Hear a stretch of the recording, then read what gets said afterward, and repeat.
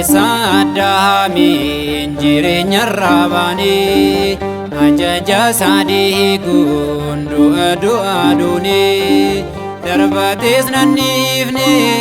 ofitti na waame Kiristoos lallannaa isa fannifame balleessaa Addaamiin jireenyarraa baanee ajaja isaa diiguun du'a duunee darbatees nan dhiifne ofitti na waame Kiristoos lallannaa isa fannifame.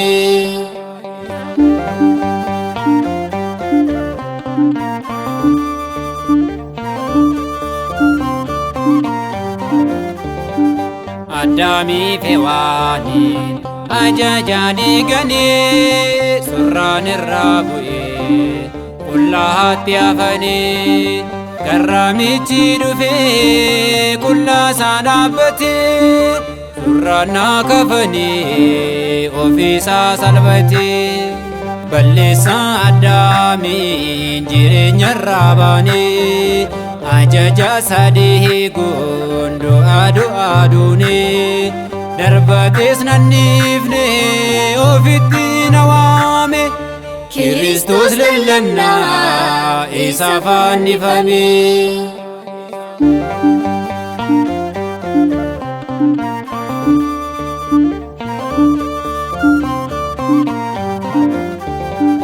Sagaltamii sagal dhiisituu barbaada amaluma isaatiin hoolota isaaf gaddaa Iyesuus waaqadha jenneetu dubbanna hoolicha qalammii addunyaatti lallabna balleessaa Addaamiin jireenyarraa baanee ajaja isaa diiguun du'a duunee darbatees nan dhiifne ofitti na waame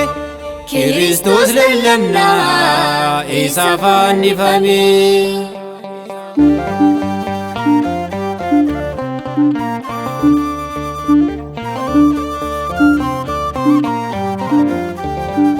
Gaafa cunqurfame lafarra harkifamu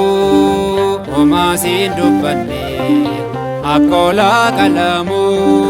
jaalalli isaa addaa eessattuun argamu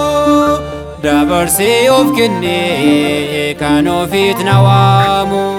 balleessaa Addaamiin jireenyarraa baanee ajaja isaa diiguun du'a duunee darbatees nan dhiifne ofitti na waame Kiristoos lallannaa isa fannifame.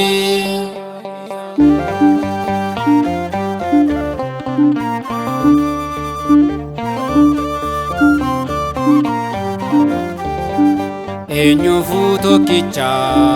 fannoorraa kan oolee mooticha faarsinaa hingituu eenyullee Kiristoos gooftaadha